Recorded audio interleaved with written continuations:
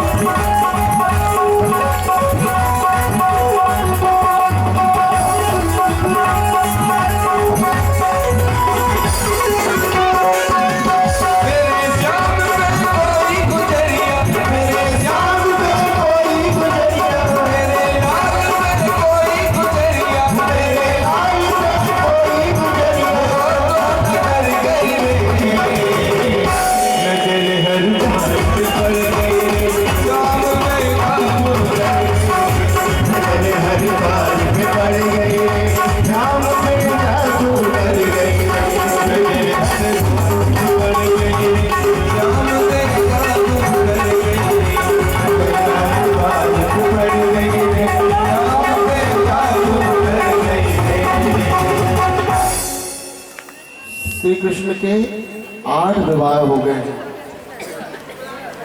कितने विवाह हो गए? 8। अभी कितने रह गए हैं?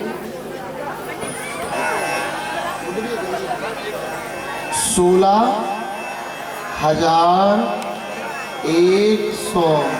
ऐसे बैठे मैया ने साफ कह दिया घर से जाओगे तो दाऊ भैया के साथ, अकेले जाते व अर्जुन के साथ जाते, बहू लेके आ जाता। कौन के साथ जाओगे? दाऊ भैया के साथ। लेकिन मुसीबत पीछा छोड़ेगी? कभी नहीं छोड़ेगी। दाऊ भैया कौन है? श्री कृष्ण के साथ कौन रहते हैं? दाऊ भैया। और राम के साथ कौन रहते हैं? लक्ष्मण। कौन रहते हैं? लक्ष्मण। आपको पता है श्री कृष्ण ने बचपन में गोपगण छोड़ा, बचपन में गोपगण छोड़ा, भीष्म पितामह के सामने प्रण छोड़ा और जरासंध के सामने रण छोड़ा, लेकिन पूरे 126 साल में एक क्षण नहीं छोड़ा। हर क्षणों का उपयोग किया है श्री कृष्ण ने, हर क्षणों का उपयोग किया। आप लोगों में से कौन कौन है जो अपने साथ में लक्ष्मण को और बलराम को रखते हैं? कौन कौन है? एक भी नहीं। कई लोगों से जिनसे भी बात करो, और कैसे हैं, क्या कर रहे हैं, बोले बस मन में ही लग रहा था तो टाइम पास कर रहे हैं। कौन कौन करता है टाइम पास? हाथ नहीं उठाइएगा, मैं तो चेहरे ही देखता हूँ। अच्छा एक बात बताओ, 70-75 साल तो मिले ही हैं और मध्य प्रदेश की औसतन आयु महिलाओं की 68 और पुरुषों की 65 है ना? और कोरोना में तो जीवन का कोई ठिकाना ही नहीं है। कई लोग कहते हैं टाइम पास कर रहे हैं। ध्यान रखना, टाइम ने राम को भी पास कर दिया, कृष्ण को भी पास कर दिया, रावण को भी पास कर दिया, कंस को भी पास कर दिया और 100 साल पुराने हमारे सारे पूर्वजों को पास कर दिया। हमें भी 60-70 साल में पास कर देगा। टाइम पास मत करिए, टाइम का सदुपयोग करिए। बोलो वृंदावन बिहारी लाल की, जोर से मजा लीजिए। आप अपने एकांत में क्या करते हैं? एकांत में क्या करते हैं? एक ही काम करते हैं, जितनी भी बुरी चीजें हैं उन्हीं का चिंता नहीं करते जी। क्या करते हैं आप अकेले में? हरे राम राम राम हरे हरे, हरे कृष्ण कृष्ण कृष्ण हरे हरे। मैं निवेदन करना चाहता हूं हाथ जोड़ के, जब भी अकेले बैठो ध्यान रखना, 2 चीजों पे भरोसा मत करना। एक अपनी इच्छाओं पे और दूसरा एकांत। किन किन पे भरोसा नहीं करना है? एक अपनी इच्छा पे और दूसरा एकांत पे। ठीक है, ये दोनों चीजें बड़ी खराब होती है ना। एक अपनी इच्छा, बचपन से लेकर आज तक हमने हमारी इच्छाएं कितनी हुई? अगर भगवान पूरी सुन लेते तो अभी तक 10-15 तो शादियां हो जाती। सच है कि नहीं? 20-25 मर्डर हो जाते है ना, और कलेक्टर से ऊपर ही बन जाते अभी तक। ध्यान रखना, इच्छाएं और एकांत, ये दोनों में हमें एक ही काम करना है। जब भी कोई इच्छा जगे ऐसे मुट्ठी बांधो, और जब भी एकांत मिले, चाहे 1 घंटे का चाहे आधे घंटे का, ओम का उच्चारण करो और हरे राम हरे कृष्ण का ध्यान रखना। जितने भी व्याभिचार होते हैं, जितने भी पाप होते हैं, वो एकांत में और इच्छाओं से होते हैं। इच्छा कल्पना है और एकांत उस कल्पना को पूरा करने का साधन है। और दोनों समय में अगर परमात्मा को पकड़ लिया तो उद्धार है। आदरणीय श्रोता जनों, मुक्ति है। बोलो वृंदावन बिहारी लाल। तो श्री कृष्ण के साथ कौन है? दाऊ भैया। और राम के साथ कौन है? लक्ष्मण। जिसने समय को पकड़ लिया वो अमर हो गया। ऐसे बैठिए। समय इस दुनिया में सबसे कीमती है। समय समय समय की बात है, समय समय की बात, और समय समय में दिन बड़े, समय समय मेरा। ध्यान रखिएगा, हमें समय को बड़ा सदुपयोग करना है। मैं तो अपना 1-1 मिनट को सजाता हूँ, प्लानिंग बनाता हूँ। मुझे 1 मिनट में क्या करना है, 4 मिनट में क्या करना है। अगर अकेला मिल गया तो उस समय क्या सोचना है। मैं आपसे भी निवेदन करूं, हर मिनट को सजाने के लिए ब्यूटी अपनी तैयार रखिए, अपनी ब्यूटी किट समय को सजाने के लिए तैयार। बोलो वृंदावन बिहारी लाल की। मैया ने कहा अकेले नहीं जाओगे, जब भी जाओगे दाऊ भैया के साथ जाओगे। कन्हैया ने कहा वादा करता हूं जमीन में नहीं, मैं आसमान में घूमूंगा। अब तो नहीं मिलेंगी बहू, जमीन में मिल जाती है। कन्हैया अपने विमान में आसमान में घूम रहे, समुद्र में घूम रहे, जब भी मनोरंजन की इच्छा हो। एक दिन समुद्र में जा रहे थे तो कुछ स्त्रियों की रोने की आवाज आई, बचाओ बचाओ। कन्हैया के कानों में आवाज गई, दाऊ भैया कुछ सुने? बोले सुनाई दे रहा है लेकिन हमको नहीं सुनना। बोले कोई रो रहा है, कोई स्त्रियां हैं बेचारी, अबला है। दाऊ भैया ने कहा 8 शादी हो गई है, अब कोई स्त्रियां नहीं, चलो। नहीं दाऊ भैया कोई मुसीबत में उन्हें बचाएंगे और फिर वहीं छोड़ के चले जाएंगे। बोले बिल्कुल। जैसे ही गए तो जब भूमि रसातल में गई थी तो 12 भगवान लेने गए थे। दोनों के संयोग से नरकासुर का जन्म हुआ था और नरकासुर का पुत्र भौमासुर था, जिसने 16,100 राजकुमारियों का हरण कर रखा था और 20,000 जब हो जाएंगी तो शादी करूंगा, ऐसा उसका कुछ प्लान था। श्री कृष्ण गए, दरवाजा तोड़ा, भौमासुर के सैनिकों को मारा, भौमासुर को मारा और सारी राजकुमारियों ने श्री कृष्ण को घेर लिया। और श्री कृष्ण ने कहा आप कौन हैं, किस राज्य की हैं? राजकुमारियां हैं कि शादी हो चुकी है? बोले हमारी शादी हो चुकी है। तो ससुराल का नाम कहाँ है, कहाँ की है? बोले हम सबका ससुराल द्वारिका है। दाऊ भैया ने जैसे सुना बोले कन्हैया मैं बाहर, सारी बहुएं क्यों डाले, इकलौते ही डाल लेते। कन्हैया ने कहा सुनो तो दाऊ भैया। बोले बस माफ करो। कन्हैया ने कहा द्वारिका तुम्हारा ससुराल है, मतलब पति का नाम क्या है? सबने कहा योगेश्वर। श्री कृष्ण। कन्हैया ने कहा वो तो मेरा नाम है। बोले चर्चा आप है की हो रही। कन्हैया ने कहा नहीं नहीं नहीं, मैं कैसे इतनी सारी शादी कर सकता हूँ? बोले एक काम करो, हमें भौमासुर ने लाया, समाज की नजरों में हम पतित हो चुके हैं, एक काम करो तुम्हारी मुसीबत खत्म हो जाएगी। बोले क्या? सागर के बीच में है, दरवाजा में खड़े हो जाते हैं, धक्का मार दो तुम कूद जाएंगे, तुम्हारी मुसीबत खत्म। तो कन्हैया ने कहा यही तो नहीं बनता, जब भी मौका मिला है मैंने भव सागर से पार लगाया है, किसी को आज तक नहीं डुबाया, तो तुम्हें कैसे डुबा सकता हूँ, तुम्हें कैसे डुबा सकता हूँ? ये तो स्वभाव ही नहीं है ना। जब भी मौका मिला, आपको पता है एक दिन माँ यशोदा दीप दान कर रही थी, गोपियां दीप दान कर रही थी। श्री कृष्ण की उम्र 5-6 वर्ष की थी, सब दीपों को बहा रही थी और श्री कृष्ण किनारे लगा रहे थे। सबने कहा हम बहा रहे हैं, तुम किनारे लगा रहे हो, ये क्या कर रहे हो? श्री कृष्ण ने कहा तुम अपना काम कर रहे हो, मैं अपना काम। जीव का काम है भवसागर में बहाना और मेरा काम है जो बहता हुआ दिखे उसे किनारे लगाना, उसे किनारे अपना काम करना। सारी राजकुमारियों ने कहा डुबाना है कि अपना बनाना है, फैसला करो। श्री कृष्ण ने कहा मैं अगर तुम्हारे साथ फेरे लगाऊंगा तो पूरी जिंदगी तो फेरे ही में चली जाएगी। एक काम करो मैं खम बन जाता हूं, तुम फेरे लगा लो। बोले ठीक है। आपको पता है ये कौन है 16,100? किसको पता है? मैं बताऊं, सीधी कमर करके सुनो, ज्यादा समय नहीं है। आपको पता है जब राम जी का स्वयंवर हो रहा था ना, तो जनकपुरी में जो सीता जी की सहेलियां थी वो कितनी थी? 16,100। पूरी जनक पूरी की पूरी लड़कियां, पूरी राजकुमारियां, पूरी बच्चियां कितनी थी? 16,100। मालूम हमको पता चला शाम को स्वयंवर है तो सब लोग श्रृंगार कर रही थी, तैयार हो रही थी। हमारी दीदियां जानती है तैयार होने में कितनी मेहनत लगती है ना दीदी? आपका भाई भी जानता है ये बड़े बड़े बालों को सुलझाना कितना कठिन। अच्छा, यहाँ पर जो अच्छे अच्छे कपड़ा पहन के आए उनके लिए जोरदार ताली बजाइए, बड़े अच्छे लग रहे हैं आप सब।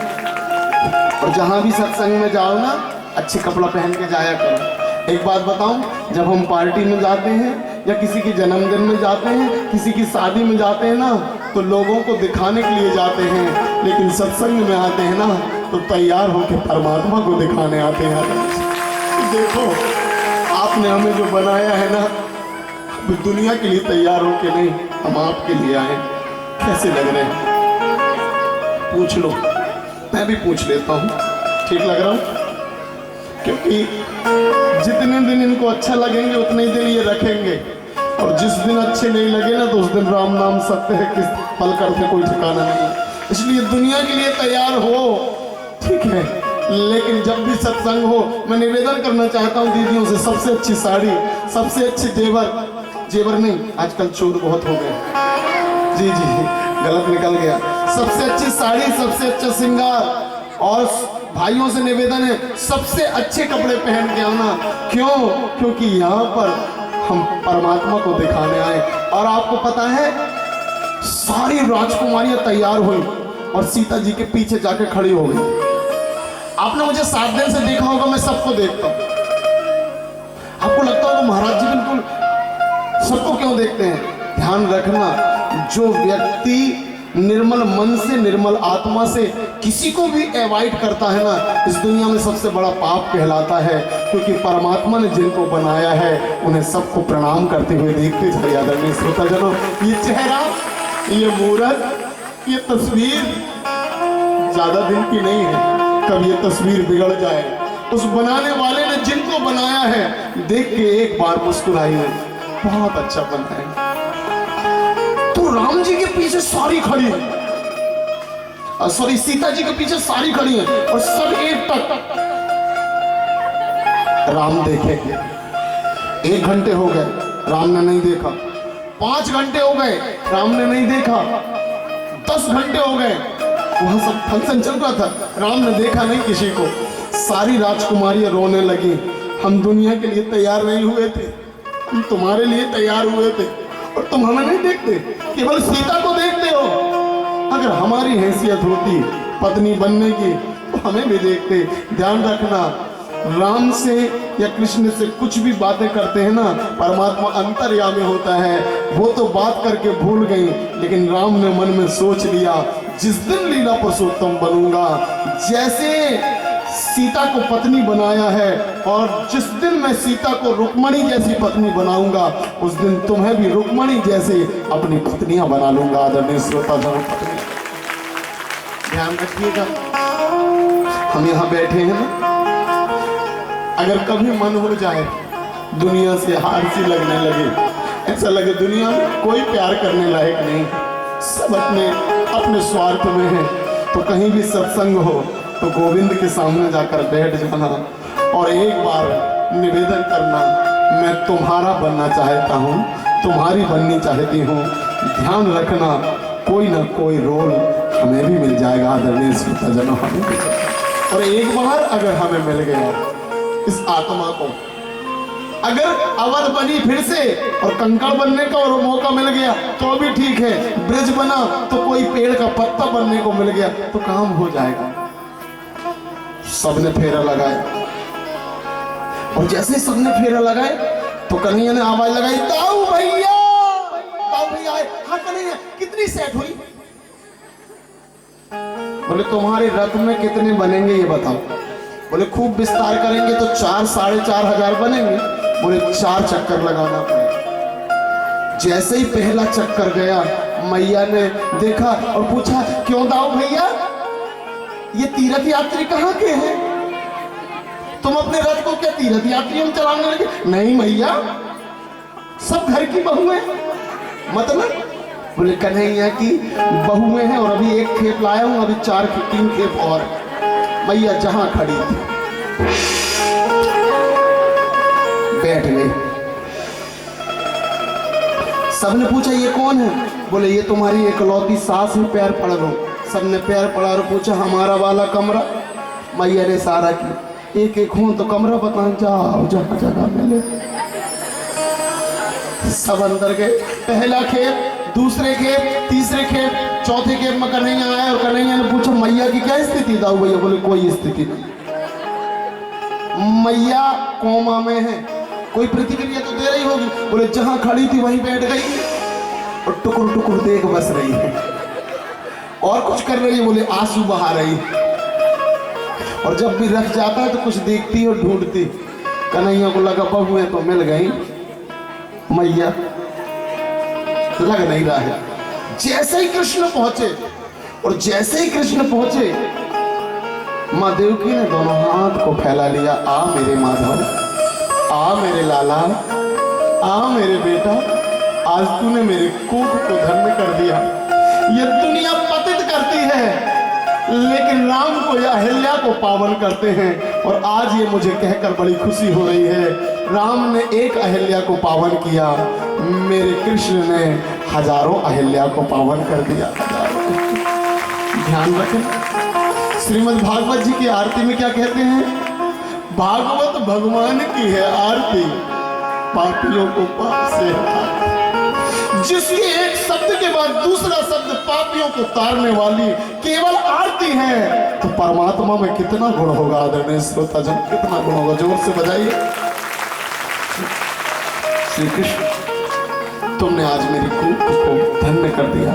ध्यान रखना, जिस दिन माँ कहते कि मेरी कूक धन्य हो गई तेरे जैसे बेटा को पाकर, मैं हर दिन अपनी माँ से ऐसे पीठ ठुकवाता हूँ, थोड़ा पीठ ठोक लो, तो पीठ ठोकती है। ध्यान रखना, जिस दिन आपकी माँ ने आपके लिए ताली बजा दी या आपके लिए पीठ ठोक दी कि तेरे जैसी संतान पाके मेरा जीवन धन्य हो गया, समझ लेना मनुष्य बनना आज सार्थक हो गया, आदरणीय श्रोता जन, सार्थक हो गया। और जिस दिन माँ की आत्मा दुख गई कि तेरे जैसा बेटा पाके मैंने गलती कर दिया, समझ लेना उस दिन मृत्यु से पहले हमारी मौत हो गई। श्री कृष्ण ने सबको स्वीकारा, आज पूरी प्रकृति धन्य है। ध्यान रखना, श्री कृष्ण ने ये लीला करके बताया, मेरी लिमिट नहीं है अपना बनाने की, जितने लोग चाहें मेरे अपने बन सकते हैं। आओ सभी लोग निवेदन करें।